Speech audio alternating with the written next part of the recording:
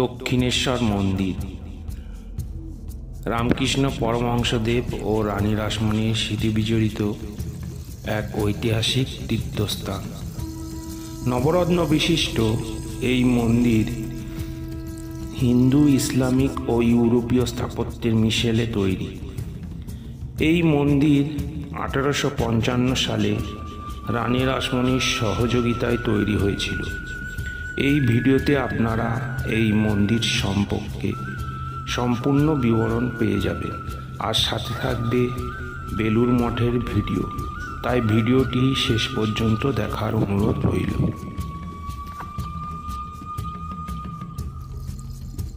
Hello friend, welcome to my channel. আমি বাবু, আর আপনারা দেখছেন হামসাফারের ইউটিউব চ্যানেল। দক্ষিণেশ্বর মেট্রো স্টেশনে আপনাকে স্বাগত। আর আমরা আজকের এই এপিসোডে আপনাদের নিয়ে যাব দক্ষিণেশ্বরে। আর এই ভিডিওতে আপনারা দেখবেন দক্ষিণেশ্বর মন্দির, সাথে বেলুড় মঠের ফটো বা ভিডিও। তো ভিডিওটা সঙ্গে শেষ পর্যন্ত থাকুন। আপাতত আমি আছি মেট্রো স্টেশনে, এখান থেকে আমরা বেরোবো বাইরের দিকে। তো চলুন যাওয়া যাক। তো বন্ধুরা, সবার প্রথমে আমরা জেনে নিই যে আমরা এখানে কিভাবে আসব। এখানে আপনি সড়কপথ, রেলপথ, জলপথ ও মেট্রো রেল চারভাবেই আসতে পারবেন। সব থেকে সুবিধা এবং আরামপ্রদ হলো মেট্রোতে আসা। তো আমরা এই মেট্রো রেলেই দক্ষিণেশ্বরে এসেছিলাম।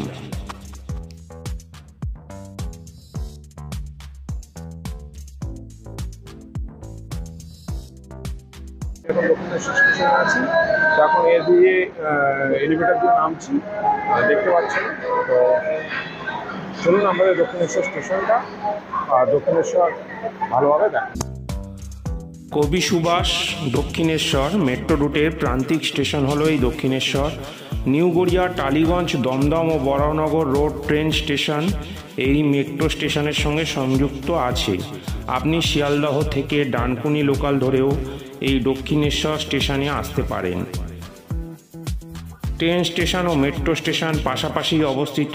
আপনি বাসে করেও এখানে আসতে পারেন। এছাড়াও বেলুড় মঠ থেকে লঞ্চে করেও দক্ষিণেশ্বরে আসতে পারেন। আর বিভিন্ন জায়গা থেকে এখানে আসার বাসও পেয়ে যাবেন।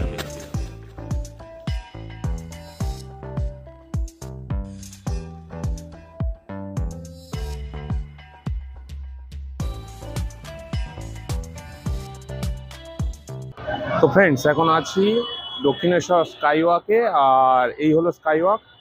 আর মন্দিরে যাওয়ার জন্য এটাই সব থেকে সহজ উপায়। আর এই পিছনে দেখতে পাচ্ছেন, এখানে এই পিছনটায় মেট্রো স্টেশন আছে, আর এই দিকটায় রাস্তা আছে। আপনি যদি মেট্রো স্টেশন করে আসেন, এই নিচ দিয়ে নেমে আপনাকে এইখান দিয়ে আপনাকে এই স্কাইওয়াকে আসতে হবে। তো চলুন যাওয়া যাক এই স্কাইওয়াক ধরে দক্ষিণেশ্বর মন্দিরে। চলুন।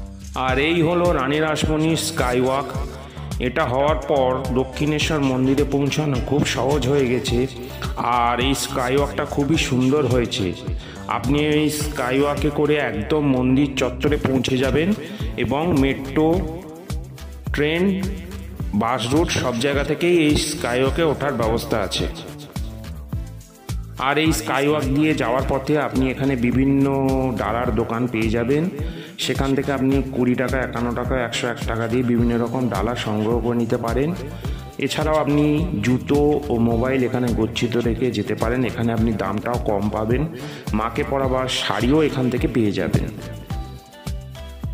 এই স্কাইওয়াক যেখানে শেষ হচ্ছে সেখানেই মন্দিরের প্রবেশদ্বার।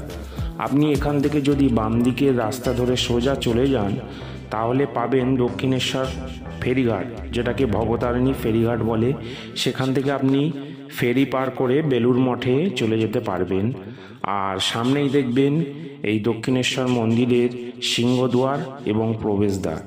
আপনি মন্দির চত্বরে এটা দিয়ে প্রবেশ করতে পারবেন। এখন যেহেতু বন্ধ রয়েছে, তাই এখন গেট বন্ধ। আমরা পাশ দিয়ে এখানে প্রবেশ করব। তো ফ্রেন্ডস, আমরা এই ঢুকে গেছি মন্দির চত্বরে। এই পিছনে দেখতে পাচ্ছেন এই মা ভবতারিণী দক্ষিণেশ্বর মন্দির। আর আপনাদের এই মন্দিরের নিয়মাবলী, কীভাবে পুজো দেবেন আর কখন কি টাইমিং, সবই আপনাদের জানাচ্ছি। আপনারা ভিডিওটার সঙ্গে শেষ পর্যন্ত থাকুন।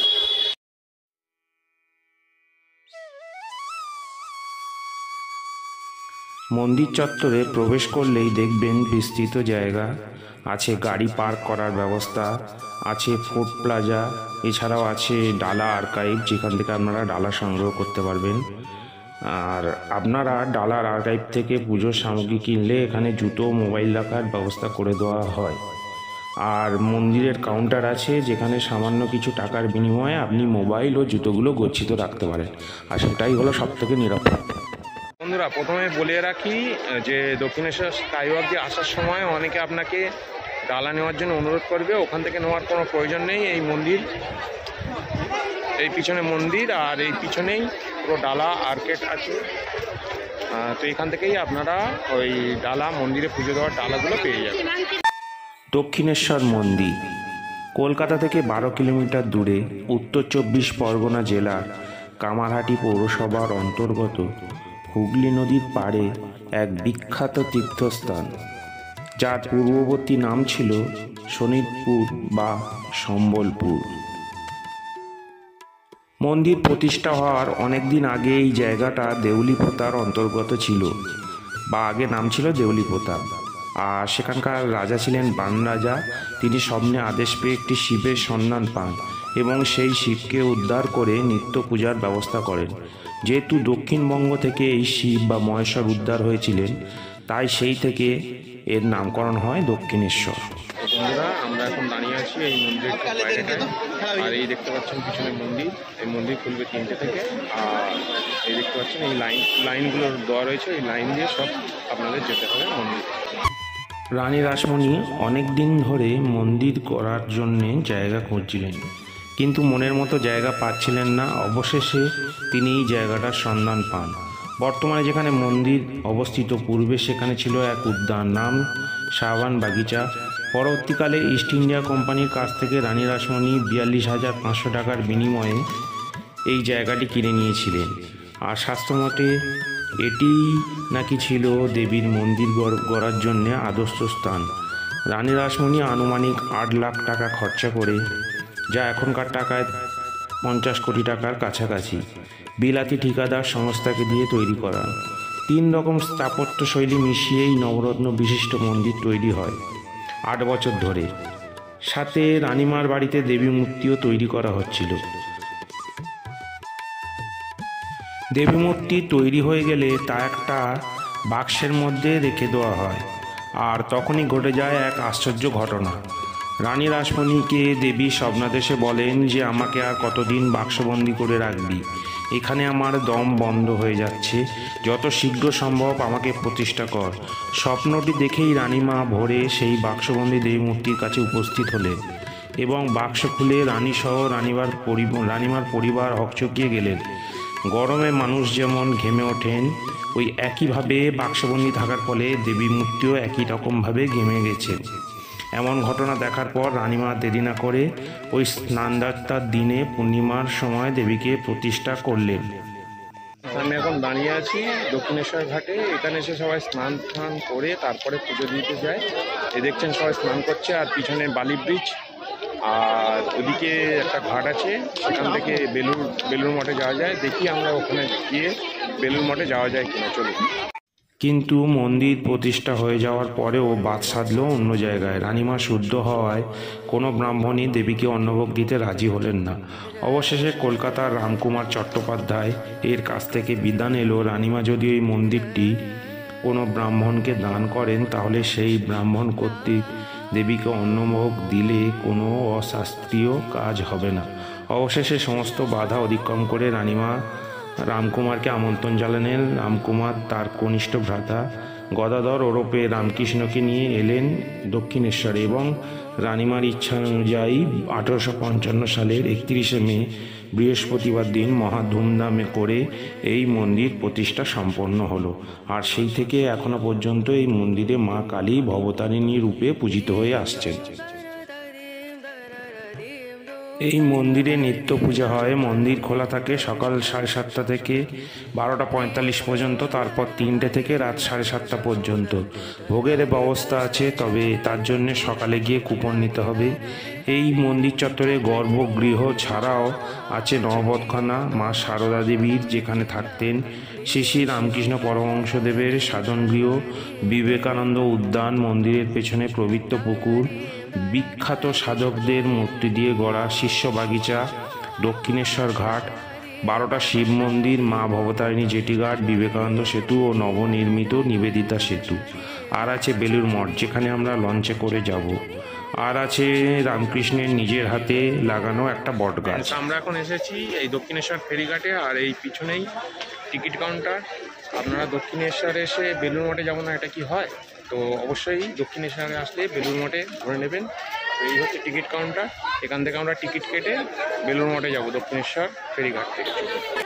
দক্ষিণেশ্বর মা ভবতারিণীর ফেরিঘাট, সামনেই বিবেকানন্দ ও নিবেদিতা সেতু।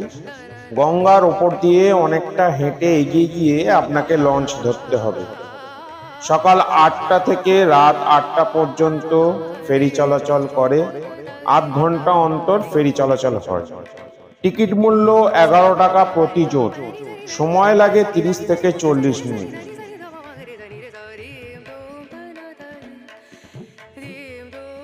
আর এই ফেরি পারাপারে সব থেকে আকর্ষণীয় জিনিস হলো, যখন এই ফেরিটা গঙ্গার ওপর দিয়ে ও বিবেকানন্দ ও নিবেদিতা সেতুর নিচ দিয়ে এই ফেরিটা যখন পারাপার হয়, অসাধারণ দৃশ্য আর দেখার মতন দৃশ্য, খুব সুন্দর লাগবে।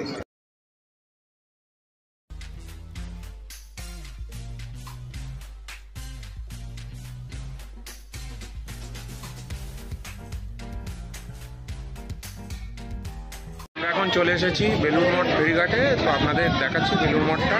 দক্ষিণেশ্বর থেকে এখানে এই লঞ্চে করে আসলাম।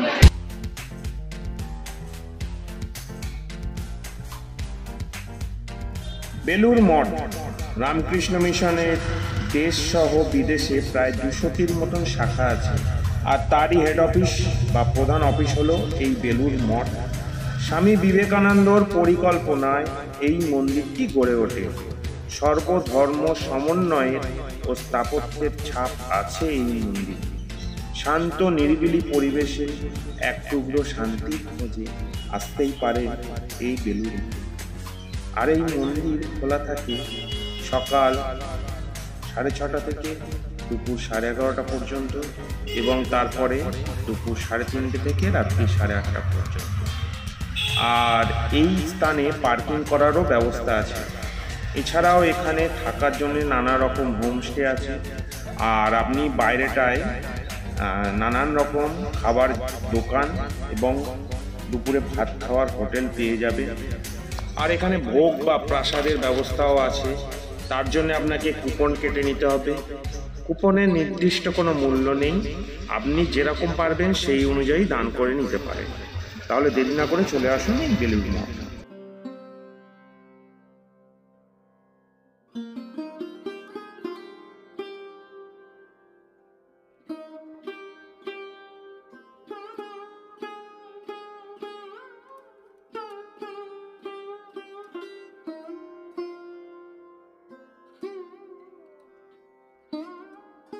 দীর্ঘ অপেক্ষার পর আমরা প্রবেশ করে গেছি বেলুড় মঠে, আর সামনেই দেখতে পাচ্ছেন। তো আমরা ভিতরে প্রবেশ করে আপনাদের দেখাবো।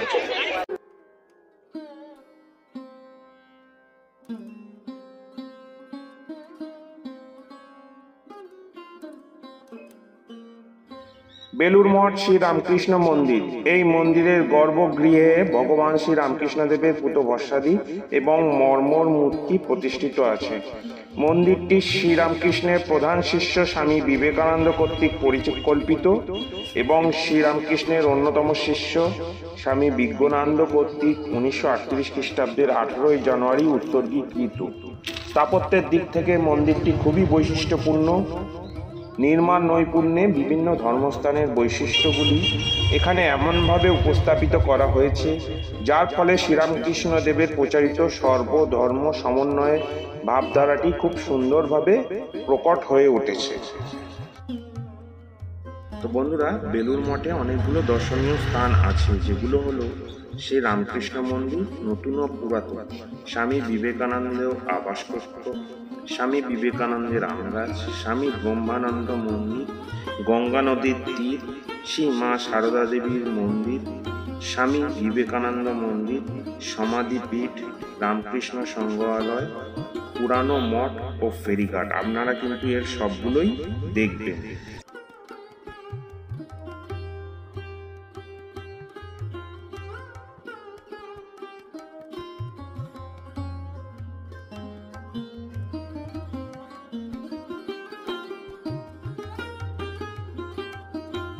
বন্ধুরা, আপনারা সামনে যে মন্দিরটি দেখছেন সেটি হলো স্বামী বিবেকানন্দ মন্দির।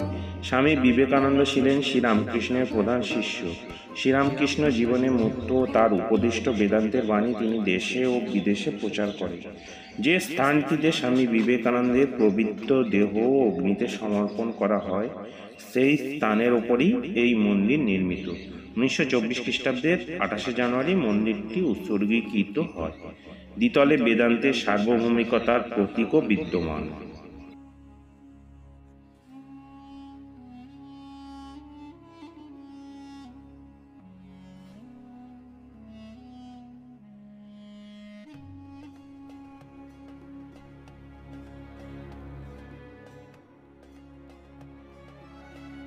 আপনারা দেখে নিলেন এই বেলুড় মঠ। আমি ঠিক বেলুড় মঠের সামনেই দাঁড়িয়ে আছি, আর আপনাদের কিছুটা হলেও দেখাতে পেরেছি। তো এবার আমরা আবার এখান থেকে দক্ষিণেশ্বর ঘাটে